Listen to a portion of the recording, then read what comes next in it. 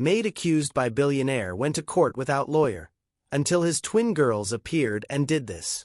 The judge was about to seal Grace Jackson's fate when the courtroom doors exploded open, and two 8-year-old girls ran straight to the woman their billionaire father was trying to destroy, calling her the one word that would change everything: Mommy.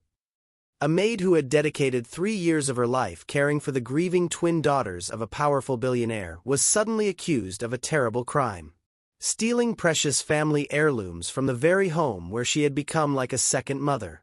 With no money, no lawyer, and the world against her, Grace Jackson prepared to walk into court alone, surrounded by cameras and judgment. Hello, family. Welcome back to my channel. Before we continue with this story, please subscribe and like. Your support is what helps us to bring stories like this to you. And please, don't forget to tell us in the comments where you are watching from. Now let's continue with the story. The morning sun cast long shadows through her cramped Brooklyn apartment as Grace stood before her cracked bathroom mirror, her hands trembling as she applied the only lipstick she owned, a drugstore brand in a shade optimistically called Brave Heart. She had bought it 3 years ago for her first day working at the Blench mansion, hoping it would give her confidence. Today, she needed a miracle. The manila envelope on her kitchen table seemed to pulse with malevolent energy. Inside were the court documents that could destroy everything she had worked for. The state versus Grace Jackson. Grand theft. Breach of trust. Criminal misconduct. Words that felt like daggers, each one designed to cut away pieces of her dignity until nothing remained. Grace's phone buzzed against the chipped Formica counter. A text from her sister Maria. Miguel drew you a picture for luck. He says you're the strongest person he knows. We believe in you, Hermana. Tears threatened to spill, but Grace blinked them back. She couldn't afford to cry. Not today. Today she had to be the woman her 7-year-old son believed her to be. Strong, brave, unbreakable. Even if she felt like she was shattering from the inside out. The irony wasn't lost on her. For 3 years, she had been the one holding the Blench family together after Catherine Blench's death from cancer. She had been the one to dry 8-year-old Audrey's tears when nightmares woke her at 3 a.m. She had been the one to sit with Bianca during her panic attacks, whispering stories until the little girl's breathing returned to normal.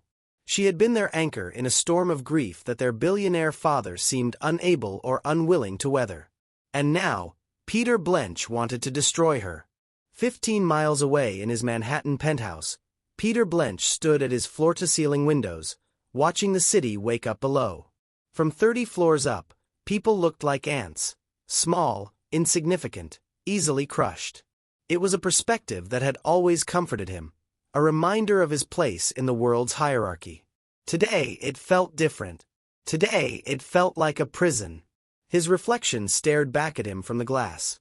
A man who had built a financial empire but couldn't build a bridge to his own daughters' hearts. At 42, Peter's dark hair was already streaking with premature silver, and lines had etched themselves around his gray eyes seemingly overnight. Success had demanded sacrifices, and lately, he wondered if he had sacrificed too much. The mahogany desk behind him held a silver-framed photograph of his late wife Catherine, radiant and laughing as she held their twin daughters on their 6th birthday. 2 years ago, before the diagnosis. Before the treatments that failed. Before his world collapsed and he needed someone to blame for the chaos that remained. Grace Jackson had been convenient. Perhaps too convenient. His phone rang, the sound sharp in the morning silence. Mr. Blench. His assistant's voice was carefully professional. Your car is waiting downstairs. The hearing begins at 9 o'clock. Thank you, Jennifer. Peter straightened his Italian silk tie, armor for the battle ahead. And my daughters? They're having breakfast with Mrs. Henderson. They asked about Miss Grace again, sir. Peter's jaw clenched. Even now, even after everything he had told them about betrayal and trust, Audrey and Bianca still asked about her. It was maddening. It was also, if he allowed himself a moment of honesty, heartbreaking. They'll understand when they're older, he said, the words tasting like ash in his mouth. Of course, sir. But as Peter gathered his briefcase and headed toward the elevator, he couldn't shake the memory of his daughter's faces when he had explained why Grace wouldn't be coming back. The confusion in their eyes. The tears that followed. The way they had looked at him like he was a stranger wearing their father's face. "They'll thank me someday," he told himself as the elevator descended.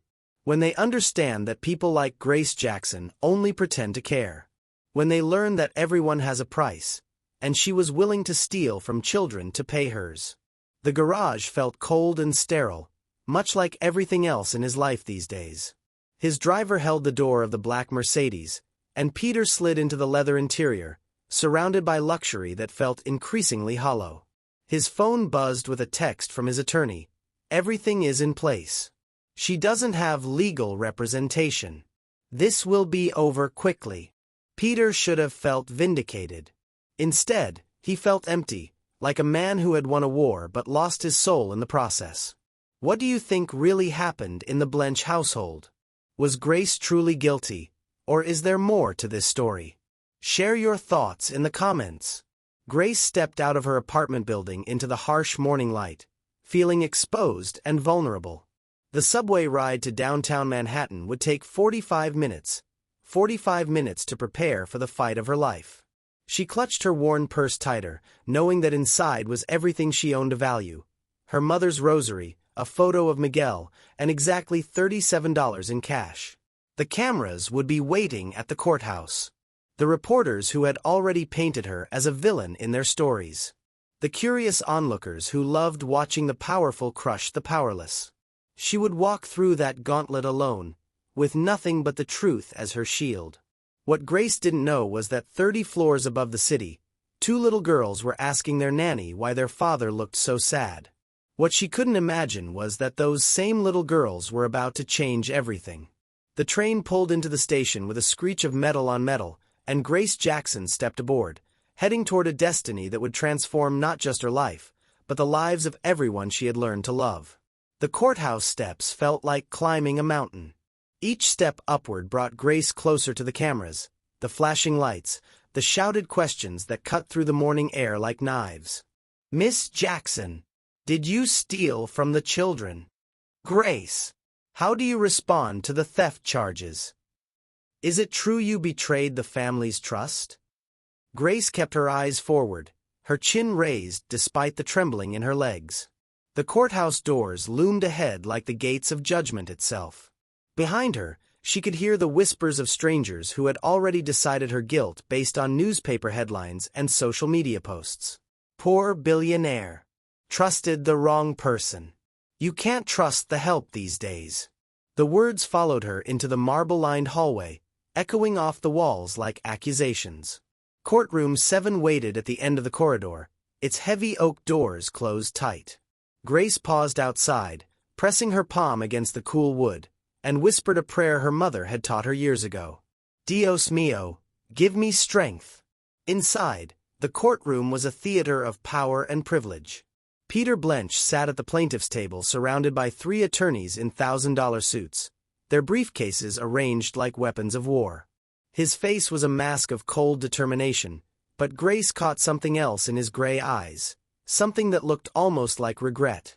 She took her place at the defendant's table, alone. The empty chair beside her where her lawyer should have been felt like a gaping wound. The court-appointed attorney had withdrawn that morning, citing a conflict of interest that everyone knew meant Peter Blench's influence had reached even here. Judge Patricia Coleman entered with the gravity of someone who had seen too many lives destroyed in this very room. Her dark eyes swept over the courtroom, lingering for a moment on Grace's solitary figure before settling on the papers before her. "The court calls the case of Blench versus Jackson," she announced, her voice carrying the weight of absolute authority. "Mr. Morrison, you may present the state's case." District Attorney James Morrison rose like a predator sensing weakness. His opening statement was a masterpiece of character assassination, painting Grace as a calculating thief who had exploited a grieving family's trust. "Your Honor, the defendant Grace Jackson was employed as a domestic worker in the Blench household for 3 years. During that time, She had access to the family's most precious possessions, including a collection of antique jewelry that belonged to the late Catherine Blench, jewelry with both monetary and sentimental value exceeding $200,000. Grace's hands clenched in her lap. She could feel the eyes of everyone in the courtroom boring into her, judging her, condemning her. "The evidence will show," Morrison continued, his voice rising with theatrical precision, "that Miss Jackson systematically stole these irreplaceable family heirlooms, betraying the trust of a man who had welcomed her into his home and allowed her to care for his motherless children." Peter Blench's testimony was devastating in its clinical precision. He spoke of missing jewelry, of his growing suspicions, of the day he had confronted Grace and she had fled like a guilty person. His voice never wavered, never showed emotion, but Grace noticed his hands, how they trembled slightly when he mentioned his daughters. "She was like family to us," Peter said, and for a moment, his mask slipped. "My daughters trusted her completely. They called her." He paused, swallowing hard. "They called her their guardian angel. To discover that she had been stealing from us, from them, was devastating." When it came time for Grace to defend herself, she stood on shaking legs. Without a lawyer, she was forced to represent herself, to find words that could somehow compete with the polished rhetoric of trained legal minds. "Your Honor," she began, her voice barely above a whisper, "I never stole anything from the Blench family. Not ever. Those children, Audrey and Bianca, they are like my own daughters. I would never, could never hurt them." Her voice grew stronger as she continued. "Mr. Blench is grieving. I understand that. Losing his wife was terrible, and grief makes people do things they wouldn't normally do. But I am not the enemy here. I loved that family. I still love those little girls." Morrison's cross-examination was brutal. He attacked her credibility, her background, her financial situation. He painted her as a desperate single mother who saw an opportunity and took it. With each question, Grace felt herself shrinking, becoming smaller and smaller until she wondered if she would disappear entirely. "Isn't it true, Miss Jackson, that you needed money for your son's medical bills?" "Yes, but—" "And isn't it true that you had gambling debts?" "No, that's not." "Isn't it true that you saw the Blench family's wealth and decided to take what you felt you deserved?" "No." Grace's voice cracked. "I would never." Judge Coleman raised her hand for silence. The courtroom fell quiet except for the sound of Grace's ragged breathing. She looked around the room, at the reporters scribbling notes, at Peter Blench's stony face, at the empty gallery where no one sat to support her. "Miss Jackson," Judge Coleman said gently, "do you have any witnesses who can speak to your character? Anyone who can corroborate your version of events?" Grace's heart sank. "No, Your Honor. I have no one." The judge's expression softened with something that might have been pity. "Very well. Mr. Morrison, do you have any additional?" The courtroom doors exploded open with a bang that echoed like thunder. "The moment of truth is here. What do you think is about to happen? Who do you think just entered the courtroom? Let us know in the comments." Every head in the courtroom turned toward the sound. Two small figures burst through the doorway, their matching blue dresses bright against the somber courtroom atmosphere. Audrey and Bianca Blench, 8 years old and breathless from running, stood in the entrance like tiny warriors ready for battle. "Daddy!" Audrey's voice rang out clear and strong. "Daddy, stop!" Peter Blench shot to his feet, his face pale with shock. "Girls, what are you? How did you—" But the twins weren't looking at their father. Their eyes were fixed on Grace, and without hesitation, they ran down the center aisle of the courtroom, past the shocked attorneys, past the stunned reporters, straight to the woman their father was trying to destroy. "Mommy Grace!" Bianca cried, throwing her small arms around Grace's waist. "Mommy Grace, we're here!" The word hit the courtroom like a physical blow. "Mommy. Not Miss Grace. Not the maid. Mommy." Grace's composure finally shattered. Tears streamed down her face as she knelt to embrace both girls, holding them tight against her chest as if they were the most precious things in the world. "My babies," she whispered, her voice breaking. "My sweet babies, what are you doing here?" Audrey pulled back, her young face set with determination that was startling in its intensity. "We came to tell the truth, Mommy Grace. We came to tell them what really happened." The gavel was about to seal Grace Jackson's fate, but now everything had changed. The billionaire's own daughters had arrived, and what they were about to reveal would turn the entire case upside down. The courtroom erupted into chaos. Reporters leaped to their feet, cameras flashing like lightning strikes. Judge Coleman's gavel banged repeatedly against her bench, the sharp cracks echoing through the pandemonium. "Order! Order in this court!" she commanded, her voice cutting through the noise like a blade. Peter Blench stood frozen, his face cycling through shock, anger, and something that looked dangerously close to panic. His carefully constructed case was crumbling before his eyes, and his own daughters were the wrecking ball. "Girls, you need to leave. Now." His voice was tight with barely controlled fury as he strode toward them. "Mrs. Henderson should never have." "We ran away," Bianca said defiantly, still clinging to Grace's hand. "We climbed out the window and took a taxi. We told the driver it was an emergency." "You what?" Peter's voice rose an octave. The composed billionaire was nowhere to be seen, replaced by a father whose world was spinning out of control. Judge Coleman's gavel thundered again. "Mr. Blench, control your children or I'll have them removed from my courtroom." "Your Honor," Peter said, his lawyer training kicking in despite his emotional state, "these children are minors. They cannot testify. They don't understand the gravity of—" "We understand everything." Audrey's voice cut through her father's protests like a knife. At 8 years old, she possessed a clarity that was both heartbreaking and fierce. "We understand that you're lying about Mommy Grace." The word lying hung in the air like an accusation that couldn't be taken back. Peter's face went white, then red, then white again. "Audrey Elizabeth Blench," he said, his voice dangerously low, "you will not speak to me that way.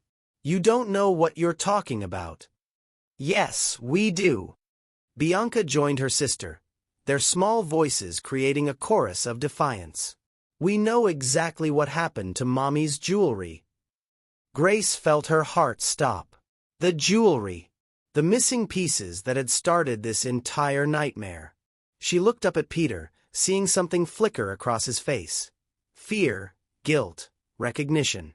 District Attorney Morrison stepped forward, sensing an opportunity to regain control. "Your Honor, while this display is certainly touching, these children are clearly confused and traumatized. They've been manipulated by the defendant." "We have not." Audrey spun around to face the prosecutor, her small hands balled into fists. "Nobody told us what to say. We came here because we love Mommy Grace and Daddy is being mean to her." Judge Coleman leaned forward, her expression thoughtful. Despite the chaos, she was studying the children with the keen eye of someone who had spent decades reading people. "Mr. Morrison, while you're correct that these children cannot formally testify, I'm curious about what they have to say. This is a civil proceeding, and I have some discretion here." "Your Honor," Peter's lead attorney interjected, "my client objects strenuously to any testimony from these minors. They're emotionally compromised and they're the only witnesses to what actually happened in that house," Grace said quietly, finding her voice for the first time since the girls had arrived. She stood slowly, still holding both children's hands. "Your Honor, if I may, these children lived in that house. They saw everything. If there's any truth to be found here, it's with them." Peter stepped closer, his eyes blazing. "Grace, don't you dare use my daughters to—" "To what?" Grace's voice was stronger now, fueled by righteous anger and the protective instinct that came from holding the children she loved. "To tell the truth? To speak up for someone who's been falsely accused? Is that what you're afraid of, Peter?" The use of his first name in the formal courtroom setting was like a slap. For a moment, the billionaire and the maid faced each other across a chasm of hurt and betrayal, while two little girls stood between them like bridges neither adult knew how to cross. "You don't understand," Peter said, his voice cracking slightly. "You don't understand what you've done to this family." "What I've done?" Grace's voice rose, 3 years of suppressed hurt finally breaking free. "I held your daughters when they cried for their mother. I stayed up all night when they had nightmares. I taught them to braid their hair and helped them with their homework and loved them like they were my own. What exactly did I do wrong, Peter?" "You left." The words exploded out of him like a dam bursting. "You left when we needed you most." The courtroom fell silent. Even the reporters stopped scribbling, sensing they were witnessing something raw and real and devastating. "I didn't leave," Grace said softly. "You fired me. You accused me of stealing and threw me out of your house like I was nothing. Like the 3 years I spent loving your family meant nothing." Audrey tugged on Grace's hand. "Mommy Grace, tell them about the jewelry box. Tell them what really happened." Peter's face went ashen. "Audrey, no. You don't. Tell them how you threw it," Bianca added, her young voice carrying clearly through the silent courtroom. "Tell them how you broke it and all the pretty things fell out." CTA number 3, the truth is starting to come out. What do you think really happened to the jewelry? Share your theories about Peter's secret in the comments below.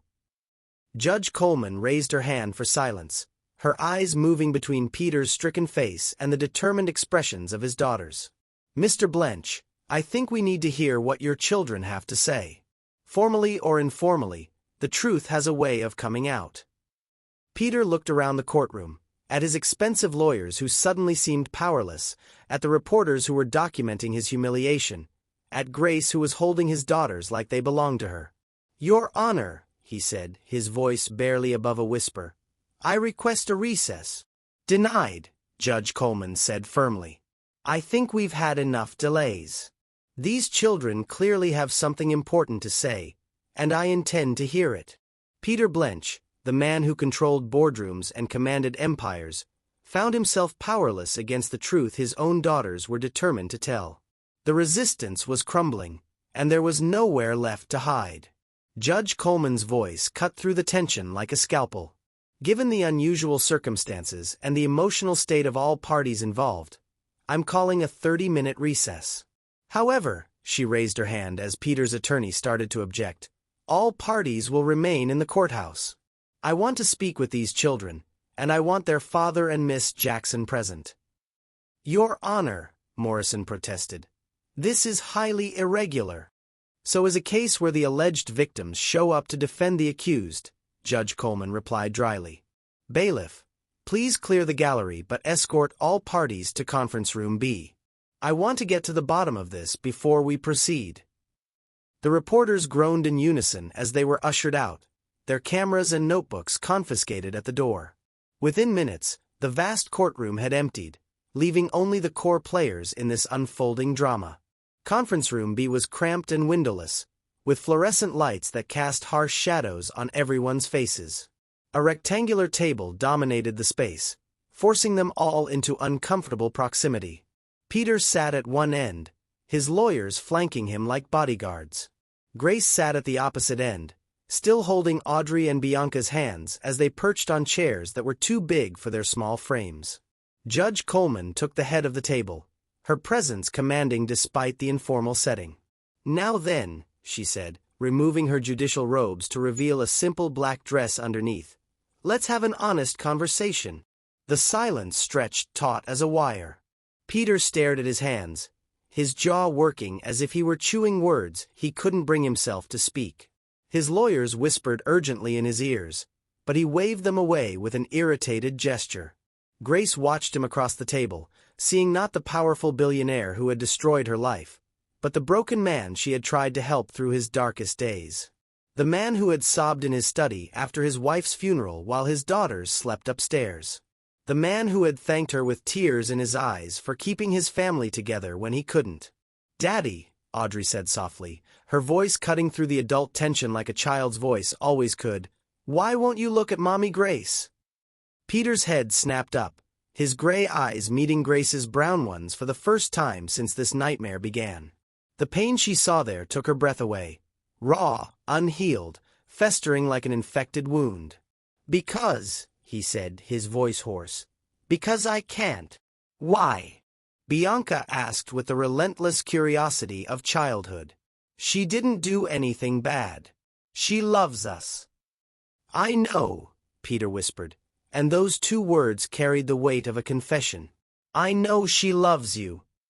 Judge Coleman leaned forward, her experienced eyes reading the subtext flowing between the adults. "Mr. Blench, what exactly happened in your household? And please, speak plainly. These children deserve honesty." Peter's hands trembled as he reached for the water glass in front of him.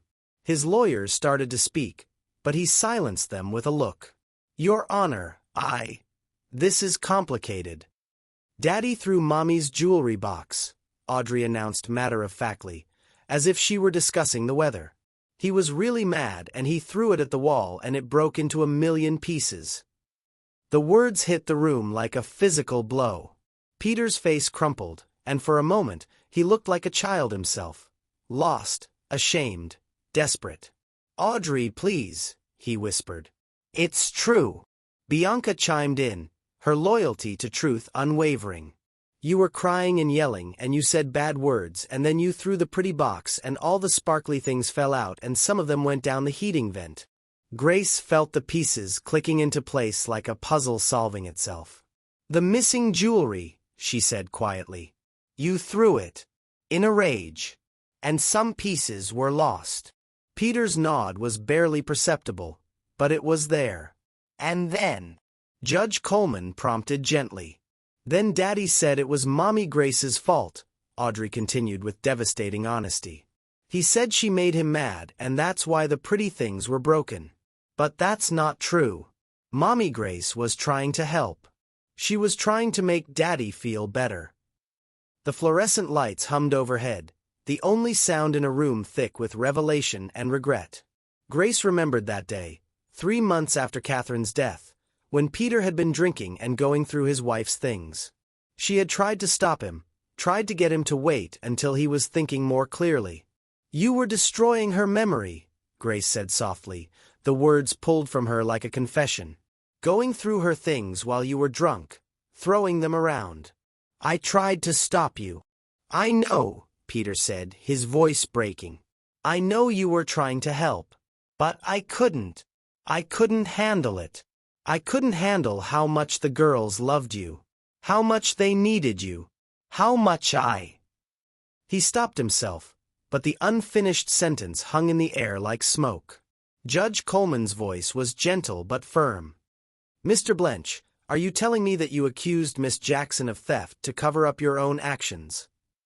Peter's lawyers were frantically whispering, but he ignored them completely. His eyes were fixed on his daughters, who were watching him with the kind of unconditional love that only children could offer. "I was drowning," he whispered. "After Catherine died, I was drowning, and Grace was the only thing keeping our family afloat. The girls loved her more than they loved me. They went to her when they were hurt, when they were scared. She was everything I couldn't be for them." "So you pushed her away," Judge Coleman said, understanding dawning in her voice. "I destroyed her," Peter corrected, his voice hollow. "Because I was afraid. Because I was jealous of how good she was with them. Because every time I looked at her, I saw everything I was failing to be as a father." The truth sat in the middle of the table like a living thing, breathing and pulsing with the weight of 3 years of lies and pain. Audrey slipped off her chair and walked around the table to her father. She climbed into his lap with the fearless love of a child and put her small hands on his face. "Daddy," she said seriously, "you need to say sorry to Mommy Grace. You hurt her feelings really bad." Peter's tears came then, silent and devastating, as he held his daughter and finally faced the magnitude of what he had done. Judge Coleman's voice was gentle but insistent. "I think we need to understand the full picture here. Miss Jackson, Tell me about your time with the Blench family. From the beginning. Grace looked down at Bianca, who had climbed into her lap and was playing with a simple silver cross around her neck, a gift from her own mother years ago. The weight of the little girl against her chest gave her strength. I started working for the family 3 years ago, Grace began, her voice steady despite the tremor in her hands. Mrs. Catherine was already sick, but she was still fighting. She interviewed me herself. The memory came flooding back like a movie playing in her mind. 3 years earlier, Grace had stood in the marble foyer of the Blench mansion, her second-hand interview suit pressed carefully, her resume clutched in nervous hands. She had never seen such wealth. Crystal chandeliers that cost more than her annual rent, artwork that belonged in museums, furniture that whispered of old money and older traditions. Catherine Blench had appeared at the top of the curved staircase like something from a fairy tale, despite the silk scarf wrapped around her head where her hair used to be. Even battling cancer, she moved with grace and dignity that took Grace's breath away. "You must be Grace," Catherine had said, her voice warm despite her obvious exhaustion. "Thank you for coming. I know this is unusual circumstances." They had sat in the sunroom, surrounded by Catherine's beloved orchids, while 2 5-year-old girls played quietly nearby. Audrey was building an elaborate castle with blocks, her tongue poking out in concentration. Bianca was curled up with a picture book, moving her lips as she sounded out words. "I'm not going to lie to you," Catherine had said, her blue eyes direct and honest. "I'm dying. The doctors give me 6 months, maybe 8 if I'm lucky. My husband, Peter, is a good man, but he's not handling this well. He throws himself into work because he doesn't know how to face what's coming." Grace had felt her heart break for this elegant woman who spoke of her own death with such calm acceptance. "I need someone who will love my girls," Catherine continued. "Not just care for them, but truly love them. They're going to lose their mother, and their father. He's going to struggle. They'll need someone steady, someone who can be their anchor when everything else falls apart." "I understand," Grace had whispered, watching the twins play. Already, she could feel something stirring in her chest, a protective instinct, a maternal pull toward these beautiful children who were about to face unimaginable loss. "There's something else," Catherine had said, reaching into her purse and pulling out an ornate jewelry box made of rosewood and mother of pearl. "This belonged to my grandmother, and her grandmother before that. It contains pieces that have been in my family for generations. Someday, when the girls are older, I want them to have these things. But Peter, when I'm gone, he might not think clearly about preserving memories. Promise me you'll help him understand how important these things are." Grace had promised, not knowing that this very jewelry box would become the weapon used to destroy her. Present day. "She made me promise to take care of you," Grace said softly, looking at Peter across the table. "All of you." She was worried about what would happen to your family after she was gone. Peter's face was ashen. "She never told me about that conversation." "Because she knew you would have objected," Grace replied. "She said you were too proud to accept help, even when you needed it most." Judge Coleman leaned forward. "What happened after Mrs. Blench passed away?" Grace's voice grew stronger as she continued. "The first year was the hardest. Peter was barely functioning. He would leave for work before the girls woke up and come home after they were asleep. I became everything for them: mother, father, teacher, friend. I helped them with homework, took them to doctor appointments, held them when they cried for their mommy. She read us stories every night," Audrey added, her small voice carrying clearly in the quiet room. "And she made pancakes shaped like butterflies on Sundays." "She taught us how to braid our hair like Mommy used to," Bianca chimed in. "And she never got mad when we had bad dreams." Peter's hands were clenched so tightly his knuckles were white. "I was trying to provide for them. I was working 18-hour days to keep the company running, to secure their future." "You were hiding," Grace said gently but firmly. "And I understood. Grief makes people do things they wouldn't normally do. But those girls needed their father, not just his money. Tell them about the night Daddy got really sad, Audrey said, looking up at her father with eyes full of love and concern. Peter's face crumpled. Audrey, no. It's okay, Daddy. Mommy Grace helped you that night too. Grace closed her eyes, remembering. It was the 2nd anniversary of Catherine's death. You came home drunk and went into your study. You started going through her things, throwing them around, saying terrible things about how unfair life was. The memory was painful, but necessary. Peter had been destroying Catherine's belongings in his grief-fueled rage, and Grace had found him surrounded by torn photographs and broken mementos. You were holding Catherine's jewelry box, Grace continued, her voice barely above a whisper. You said it was all meaningless now, that beautiful things just reminded you of what you'd lost. I tried to take it away from you, tried to tell you that the girls would want those things someday. And I threw it, Peter finished, his voice hollow with shame. I threw it against the wall and it shattered. Pieces of Catherine's grandmother's jewelry scattered everywhere. Some of it fell through the heating grate and was lost forever. But instead of admitting what happened, Judge Coleman said, understanding dawning in her voice, you blamed Miss Jackson. Peter nodded miserably. The next morning, when I sobered up and saw what I'd done, I couldn't face it. I couldn't face that I had destroyed the last pieces of Catherine's family history. So I told myself that Grace had been stealing from us. I convinced myself that she was taking advantage of our grief. You fired me that same day, Grace said, the pain still fresh after all this time. You accused me of theft and told me never to come back. You said if I ever tried to contact the girls, you'd have me arrested. Bianca looked up at Grace with tears in her eyes. We cried for weeks.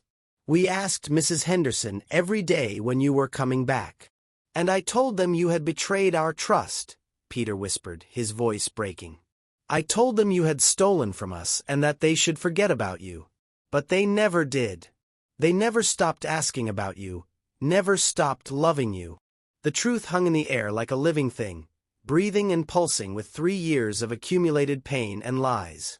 Peter Blench, the powerful billionaire, sat broken and exposed, finally facing the magnitude of what his grief and pride had cost them all. Daddy, Audrey said softly, still sitting in his lap, you need to make this right. Mommy Grace didn't do anything wrong. She loved us, and you hurt her. Peter looked across the table at Grace, seeing her clearly for the first time in 3 years. Not as a threat or a reminder of his failures, but as the woman who had held his family together when he couldn't. The woman who had loved his daughters unconditionally. The woman he had destroyed because he was too broken to accept the help he desperately needed. Grace, he whispered, her name a prayer and an apology all at once. I'm so sorry. I'm so incredibly sorry. But Grace wasn't sure sorry would be enough to heal 3 years of devastation. The truth was finally out, but the damage had been done. The question now was whether any of them could find their way back to each other. The silence that followed Peter's apology stretched like a bridge across 3 years of pain. Grace stared at him, seeing not the powerful man who had destroyed her life, but the broken father who had been drowning in grief and lashing out at the only person trying to save him. Judge Coleman cleared her throat gently. I think we all need a moment to process this. Miss Jackson, how do you feel about what you've just heard?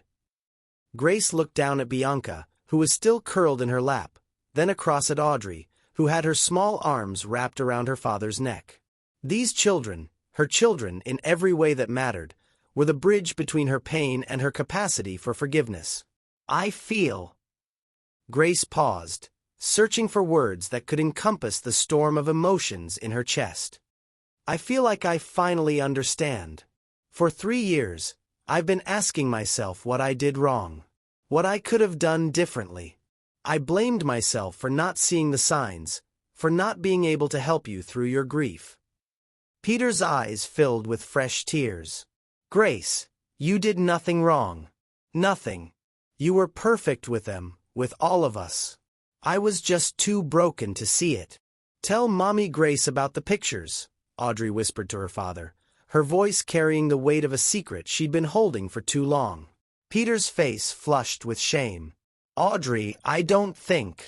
"Tell her, Daddy. She needs to know." Judge Coleman leaned forward with interest. "What pictures?" Peter reached into his jacket pocket with trembling hands and pulled out his phone. His fingers shook as he scrolled through his photos, finally stopping on one that made his breath catch. "After I fired you," he said quietly, "I told myself I was protecting the girls. I convinced myself that forgetting you was the healthiest thing for them. But they wouldn't stop talking about you. They drew pictures of you, wrote you letters they couldn't send, asked about you every single day." He turned the phone toward Grace, and her heart nearly stopped. On the screen was a photo of the girl's bedroom wall, covered with dozens of drawings. Pictures of Grace reading stories, making pancakes, braiding hair, pushing swings. In every drawing, all three figures were smiling. "They never stopped loving you," Peter whispered. "And neither did I." The last words came out so quietly that Grace almost missed them. She looked up sharply, meeting his eyes across the table. "What did you say?" Peter's face was raw with vulnerability. "I said neither did I. I never stopped.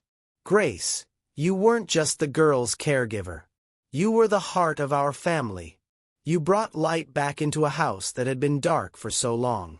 And I was terrified. Terrified of what? Of needing you.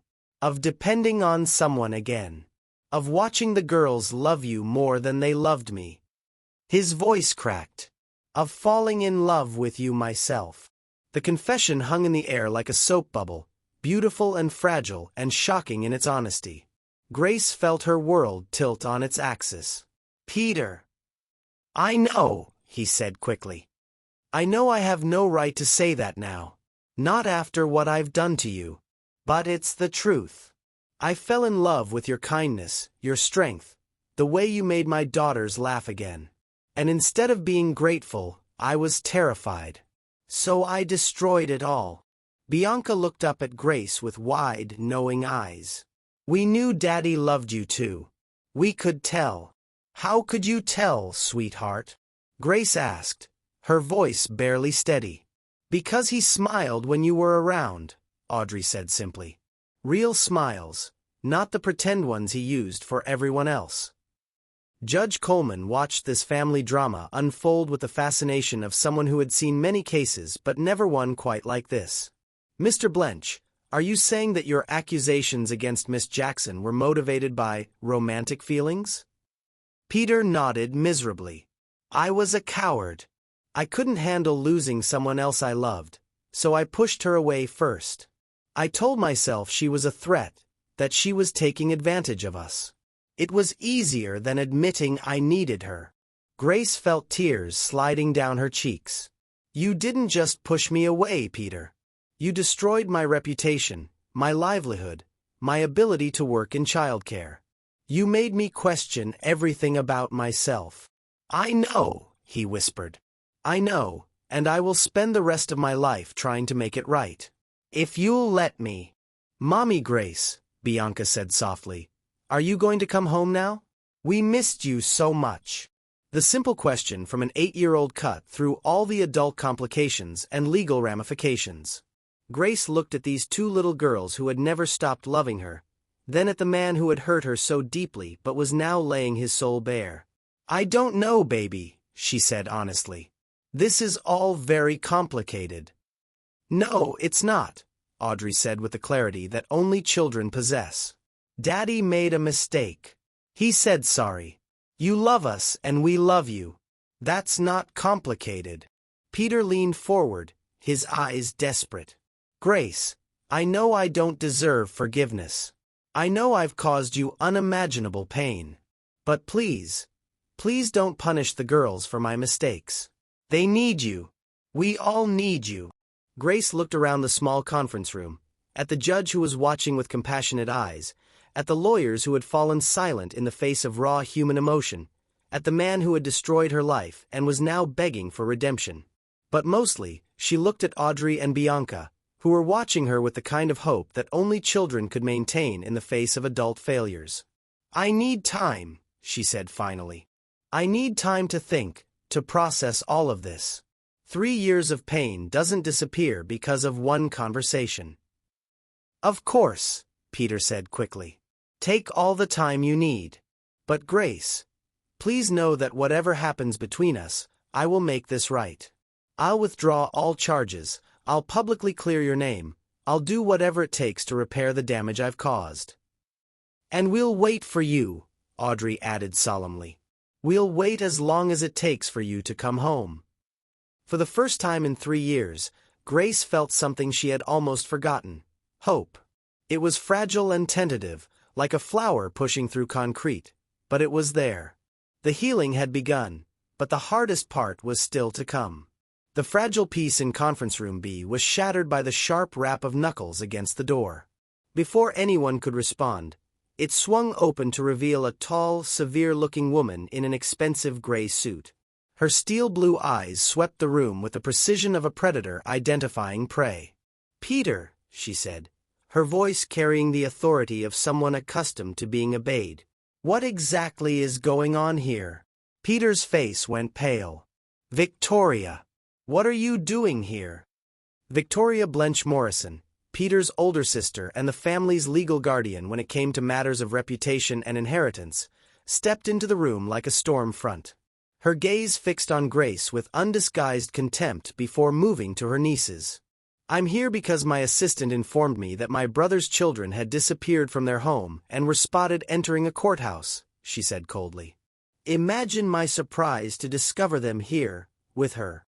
The temperature in the room seemed to drop 10 degrees. Audrey and Bianca instinctively moved closer to Grace, sensing the threat in their aunt's presence. "Victoria, this isn't what you think," Peter began. "Isn't it?" Victoria's laugh was sharp as broken glass. "Because what I think is that you've lost your mind. Again.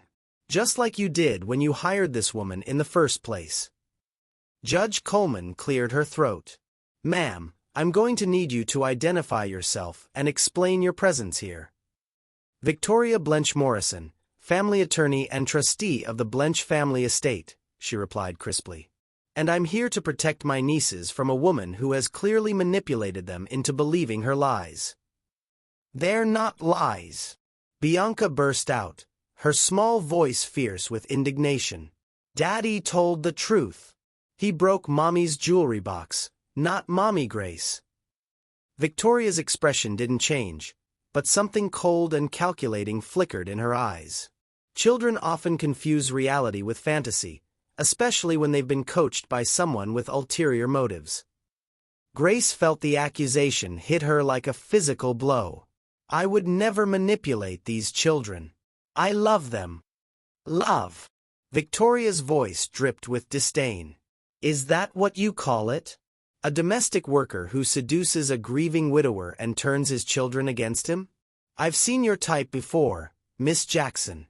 You prey on vulnerable families, worming your way into their lives until you can claim what isn't yours." "That's enough." Peter stood abruptly, his chair scraping against the floor. "Victoria, you have no idea what you're talking about." "Don't I?" Victoria pulled out her phone and began scrolling through it with practiced efficiency. "Because I've spent the last 3 hours having my investigators compile a very interesting file on Miss Jackson here. Would you like to know what they found?" Grace's blood turned to ice. She had nothing to hide, but she knew how facts could be twisted, how innocent circumstances could be made to look sinister in the right hands. "Your precious Grace Jackson has been unemployed for 3 years, Victoria continued, her voice gaining momentum like a prosecutor delivering a closing argument. "She's behind on rent, has outstanding medical bills for her son, and has been turned down for every childcare position she's applied for. Quite the motivation for revenge, wouldn't you say?" "Stop," Peter said, his voice dangerous. "Just stop." But Victoria was just getting started. "And then there's the matter of her relationship with you, Peter. My investigators spoke to several household staff members who witnessed intimate moments between you and the help." Grace felt the world spinning around her. That's not. We never. A hand on the shoulder here, a lingering look there, private conversations behind closed doors, Victoria continued relentlessly. It paints quite a picture of a woman who was planning to seduce her way into this family's fortune. Aunt Victoria, stop being mean to Mommy Grace. Audrey's voice cut through the adult tension like a knife. She never did anything bad. Victoria's gaze softened slightly when she looked at her nieces, but her voice remained firm. Girls, you're too young to understand. This woman has been lying to you, filling your heads with stories to turn you against your father. No! Bianca jumped up from Grace's lap, her small face flushed with anger. You're the one lying. Daddy said sorry. He said he made a mistake. Your father is not thinking clearly, Victoria replied smoothly. Grief has clouded his judgment, just as it did when he hired her in the first place. But I won't let him destroy this family's reputation for a woman who... Who what? Grace stood slowly, her voice deadly quiet. Who loved his children when he couldn't? Who held this family together when he was falling apart? Who sacrificed 3 years of her life for people who threw her away like garbage? Victoria's smile was razor-sharp. Who is now trying to use those same children to extort money from their father? How much are you asking for, Miss Jackson? To drop this charade and disappear from their lives permanently? The accusation hung in the air like poison gas. Grace felt something inside her chest crack and splinter. After everything, after Peter's confession, after the girl's testimony, after the fragile hope that had begun to bloom, this woman was reducing it all to a money grab. You think this is about money? Grace's voice was barely above a whisper, but it carried the weight of 3 years of accumulated pain. You think I put myself through this humiliation, this public destruction, for money? I think you're an opportunist who saw a chance and took it, Victoria replied coldly. And now that you've been exposed, you're using these children as leverage. Peter stepped between them, his face flushed with anger. Victoria, that's enough. You don't know what you're talking about. I know exactly what I'm talking about, Victoria shot back. I know that this woman has been a cancer in our family from the moment Catherine hired her. I know that she's manipulated you and the girls into believing her sob story. And I know that if you don't end this now, she'll destroy everything our family has built. Grace looked around the room, at Peter, who was staring at his sister with horror, at Judge Coleman, who was watching the proceedings with growing concern, at Audrey and Bianca, who were clinging to each other with tears in their eyes. The hope that had been growing in her chest withered and died. This was what her life would be if she stayed.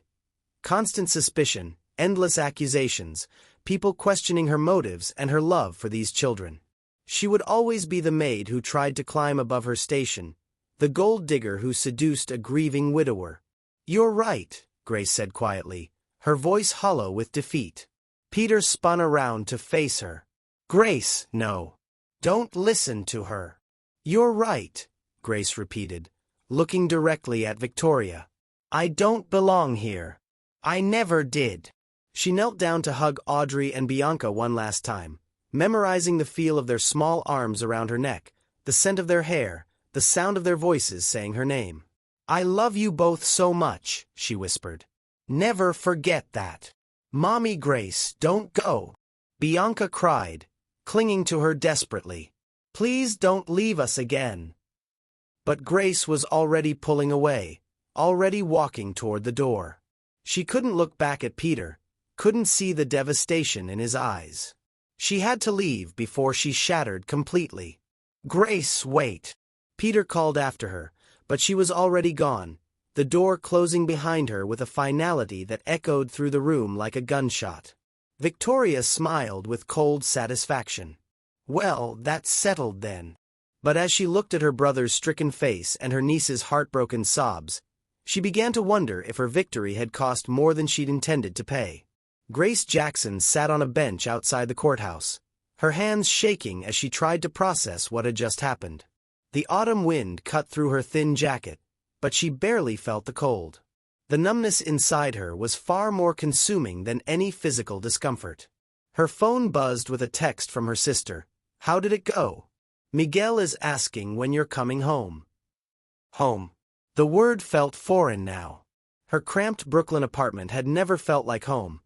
It was just a place she existed between the moments when she was truly alive, truly herself. Those moments had been in the Blench mansion, reading bedtime stories and braiding hair and being needed, being loved. Now she was nobody again. Just Grace Jackson, unemployed domestic worker with a ruined reputation and a heart full of holes. Inside Conference Room B, the silence was deafening. Victoria stood by the window, checking her phone with the satisfied air of someone who had just won a decisive battle. Judge Coleman was reviewing her notes, her expression troubled. Peter sat slumped in his chair, staring at the door Grace had walked through as if he could will her back. Audrey and Bianca huddled together in the corner, their tears having given way to the kind of hollow-eyed shock that children shouldn't have to experience. Well, Victoria said briskly, I think we can consider this matter closed. The charges will be dropped, of course, but Miss Jackson has made it clear she has no intention of pursuing any further contact with the family. You destroyed her, Peter said quietly, his voice flat and emotionless. I protected this family, Victoria corrected. From a woman who would have bled us dry given the chance. She never asked for anything, Peter continued, still staring at the door. Not once in 3 years did she ask for anything except the chance to love my children. Daddy, Audrey whispered, her small voice cutting through the adult conversation. Go get her. Peter looked at his daughter, seeing Catherine's determination in her 8-year-old face. Sweetheart, it's complicated. No, it's not, Bianca said, echoing her sister's earlier words. Aunt Victoria was mean to Mommy Grace. You have to fix it. Victoria's expression softened slightly as she looked at her nieces. Girls, you'll understand when you're older. Sometimes adults have to make difficult decisions to protect the people they love. You didn't protect us, Audrey said with devastating clarity. You made Mommy Grace go away again. You made her cry. And you made Daddy sad, Bianca added, looking at her father's devastated face. Really, really sad. Judge Coleman cleared her throat. Mr. Blench, I need to ask you directly. Do you want to proceed with the charges against Miss Jackson? Peter's head snapped up. What? No. Absolutely not. I want all charges dropped immediately.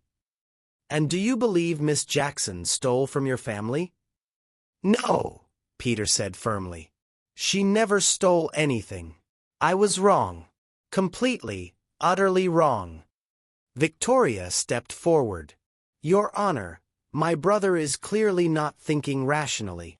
With all due respect, Ms. Morrison, Judge Coleman interrupted. Your brother is the plaintiff in this case. The decision is his to make. She turned back to Peter. Mr. Blench, I'll need you to sign a formal statement withdrawing all charges and acknowledging that Miss Jackson committed no crime. I'll sign whatever you need, Peter said immediately. But that's not enough. I need to make this right. I need to find her and... Peter, no. Victoria's voice was sharp with warning. Think about what you're doing. Think about the girl's future, their inheritance, their reputation. Do you really want to tie this family to a woman with no education, no social standing, no? Stop. Peter stood slowly, and for the first time since Grace had left, there was fire in his eyes. Just stop talking, Victoria. I'm trying to protect. You're trying to control, Peter corrected, his voice gaining strength. Just like you always have. Just like you did when Catherine was dying and you wanted to send the girls to boarding school. Just like you did when you tried to convince me to sell the company after the funeral. Victoria's face flushed. I was looking out for your best interests. No, you were looking out for your own interests. Your need to control everything and everyone around you. Peter moved toward the door, his decision crystallizing with each step. I'm done letting you make decisions for my family. If you walk out that door, Victoria called after him. If you choose that woman over your family's legacy, there will be consequences. The board won't stand for it. The trust fund provisions. Peter paused at the door, his hand on the handle. Victoria, I've spent 3 years living with the consequences of listening to fear instead of following my heart. I won't make that mistake again. He looked back at his daughters, who were watching him with hope beginning to bloom in their eyes. Girls, do you want to come help Daddy find Mommy Grace? Yes, they shouted in unison, scrambling to their feet. Your Honor, Peter said to Judge Coleman, I'll be back to sign whatever paperwork you need. But right now, I have to find the woman I love and beg her to forgive me. Grace was still sitting on the courthouse bench when her phone rang. She almost didn't answer. She couldn't handle any more pain today. But the caller ID showed her sister's number, and Maria would worry if she didn't pick up. Mija, how are you holding up? Grace's voice cracked. I'm broken, Maria. I thought maybe, for a few minutes, I thought everything might be okay. But I was fooling myself. What happened? Grace told her sister about the courtroom, about Peter's confession, about the brief moment when she dared to hope. And then about Victoria, about the accusations, about the crushing realization that she would never be accepted in their world. So I left, Grace finished. I walked away because staying would have meant a lifetime of fighting, of proving myself over and over again, of watching people question whether I really love those girls or if I'm just after their money. And what does your heart tell you? Maria asked gently. My heart is tired, Grace whispered. My heart has been broken too many times. But do you love them? Really love them? More than my own life, Grace said without hesitation. Then maybe, Maria said softly, maybe love is worth fighting for. Even when it's hard. Especially when it's hard.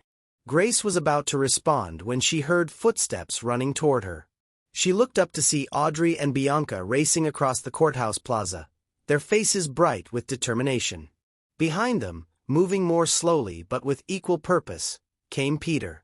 Mommy Grace. Bianca called out. Don't leave. Daddy has something to say. Grace's heart hammered against her ribs as Peter approached. His hair was disheveled, his expensive suit wrinkled, and his eyes were red-rimmed with emotion. He looked nothing like the composed billionaire who had accused her in court that morning. He looked like a man who had finally found the courage to fight for what mattered most. Grace, he said, slightly out of breath from chasing his daughters across the plaza. Please. Please don't go. Not again. Grace stood slowly, her phone still pressed to her ear. Maria, I have to go. Fight for your family, Mija, her sister whispered. Fight for love. Grace ended the call and faced the man who had destroyed her world and was now asking for the chance to rebuild it. The choice was hers. Grace stood frozen on the courthouse steps, her heart warring with her mind as Peter approached. The autumn wind whipped around them, scattering fallen leaves like confetti at a celebration no one was sure they should be having. Grace, Peter said again, his voice raw with emotion. I know I have no right to ask you to stay. I know I've hurt you beyond measure. But please, just listen to me for 1 minute. Audrey and Bianca flanked their father like tiny bodyguards, their faces set with a kind of determination that only children possessed when fighting for something they believed in completely. We told Aunt Victoria she was wrong, Audrey announced proudly. We told her you're not a bad person, you're the best person. And Daddy told her to stop being mean, Bianca added, slipping her small hand into Grace's. He said he's done listening to people who don't understand about love. Grace looked down at the little girl whose hand fit so perfectly in hers, then up at Peter, who was watching her with an expression of desperate hope. What do you want from me, Peter? She asked quietly. What could you possibly say that would make any of this okay? Peter took a deep breath, and when he spoke, his voice carried the weight of absolute truth. I want to tell you that I love you, not just as the woman who saved my daughters, but as the woman who saved me. I want to tell you that I've been a coward and a fool, and that I've spent 3 years trying to convince myself that pushing you away was protecting my family when really I was destroying it. He stepped closer, his gray eyes never leaving hers. I want to tell you that Victoria is gone. I sent her away and told her she's no longer welcome in our lives if she can't accept the woman we love. I want to tell you that I don't care what anyone thinks about our different backgrounds or social standings, because none of that matters when I watch you with my daughters. Grace felt tears sliding down her cheeks, but she didn't wipe them away. Peter. I want to tell you, he continued, his voice growing stronger, that I've already called my lawyers and had them draft a public statement clearing your name completely. It will be in every major newspaper tomorrow, along with a formal apology from me and an explanation of what really happened. And I want to tell you, Audrey chimed in, that we drew you a picture of our family, and you're in it, and we're all smiling. Bianca tugged on Grace's hand. Do you want to see it? It's really good. I drew you with a crown because you're like a queen to us. Grace knelt down to the girl's level, her heart breaking and healing simultaneously. You drew me a picture? Lots of pictures, Audrey said seriously. We never stopped drawing pictures of you. Daddy has them all in his office now, on the wall where everyone can see them. Grace looked up at Peter in surprise. You kept their drawings? Peter's face flushed slightly. I kept everything. Every drawing, every letter they wrote to you that they couldn't send, every story they told about missing you. I told myself I was documenting their healing process. But really, I think I was documenting my own heartbreak. He knelt down beside Grace, bringing himself to her level, to the girl's level, making them all equal in this moment of truth. Grace, I'm not asking you to forget what I did. I'm not asking you to pretend the last 3 years didn't happen. I'm asking you to give us a chance to build something new. Something honest. Something based on the love we all share instead of the fear that drove us apart. But what about your sister? What about people who will always see me as the maid who tried to climb above her station? Peter reached out slowly, giving her time to pull away, and took her free hand in his. Then they don't understand what real wealth looks like. They don't understand that the richest man in the world is the one who gets to come home to you and these girls every night. Mommy Grace, Bianca said softly, are you going to come home with us? For real this time. Grace looked at these 3 people who had become her whole world, who had been torn away from her and were now offering themselves back. She thought about her sister's words. Fight for love. Especially when it's hard. I'm scared, she admitted. I'm scared of being hurt again. I'm scared of not being enough for your world. You're not entering my world, Peter said gently. We're creating a new world together. One where love matters more than money, where family is defined by choice rather than blood, where a woman's worth isn't measured by her bank account but by the size of her heart. He paused, his voice dropping to a whisper. Grace, you are enough. You have always been enough. You are more than enough. Audrey stepped forward and wrapped her arms around Grace's neck. Please, Mommy Grace. We need you. Daddy needs you. And we promise to protect you from mean people like Aunt Victoria. Grace felt the last of her resistance crumble. These children, her children, were offering to protect her. The role reversal was so sweet, so pure, that it broke through every wall she had built around her heart. Okay, she whispered, and then louder. Okay, yes. I want to come home. The cheer that went up from Audrey and Bianca could probably be heard 3 blocks away. They threw themselves at Grace with such enthusiasm that all 3 of them tumbled backward onto the courthouse steps, laughing and crying and holding each other tight. Peter watched them for a moment, his own tears flowing freely, before joining the pile of arms and legs and hearts that were finally whole again. I love you, he whispered into Grace's hair. I love you so much, and I'm going to spend every day proving that you made the right choice. I love you too, Grace whispered back, the words feeling like coming home after a long, cold journey. All of you. My family. 6 months later. Grace stood in the kitchen of the Blench mansion, her kitchen now, watching Peter help Audrey and Bianca with their homework at the breakfast bar. The morning sun streamed through the windows, illuminating the family photos that now included her, the children's artwork that covered the refrigerator, the coffee mug that read "World's Best Stepmom" that the girls had given her for Mother's Day. The newspaper article clearing her name had run as promised, followed by interviews where Peter had publicly taken responsibility for his actions and spoken about the importance of mental health support for grieving families. The story had become a sensation, not the scandal Victoria had predicted, but a tale of redemption and love that had touched hearts around the world. Grace's phone buzzed with a text from her sister. "Miguel wants to know if his new sisters can come to his birthday party next weekend." Grace smiled, typing back, "They wouldn't miss it. We're a family now. What are you smiling about?" Peter asked, coming up behind her and wrapping his arms around her waist. "Just thinking about how different everything is now," Grace said, leaning back against his chest. 6 months ago, I thought my life was over." 6 months ago, all our lives were over, Peter corrected. "We just didn't know how to live them." "Mommy Grace," Bianca called from the breakfast bar. "Can you help me with this math problem? Daddy's not very good at second-grade math." "Hey!" Peter protested in mock offense. "I'll have you know I have an MBA from Harvard. But you don't know how to make numbers into butterflies like Mommy Grace does," Audrey pointed out with devastating 8-year-old logic. Grace laughed, the sound filling the kitchen with warmth and joy. "I'm coming, baby," as she walked toward her daughters, because that's what they were now, legally and in every way that mattered. Grace caught sight of her reflection in the window. She looked different than she had 6 months ago. Happier, more confident, loved. She looked like a woman who had fought for her family and won. "Grace," Peter called softly as she helped Bianca turn her math problems into butterfly shapes. "Yes. Thank you.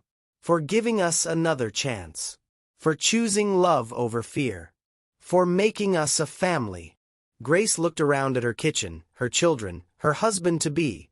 The proposal had happened 3 weeks ago, with Audrey and Bianca as enthusiastic co-conspirators, and felt her heart overflow with gratitude. "Thank you," she said, "for teaching me that sometimes the best families are the ones we choose, and that love really can conquer everything, even billionaire sisters with control issues." The laughter that filled the kitchen was the sound of a family that had been broken and rebuilt, stronger and more beautiful than before. It was the sound of love winning, of second chances taken, of a maid who had become a mother and a billionaire who had learned that the greatest wealth was measured in hugs and bedtime stories and Sunday morning pancakes shaped like butterflies. It was the sound of home.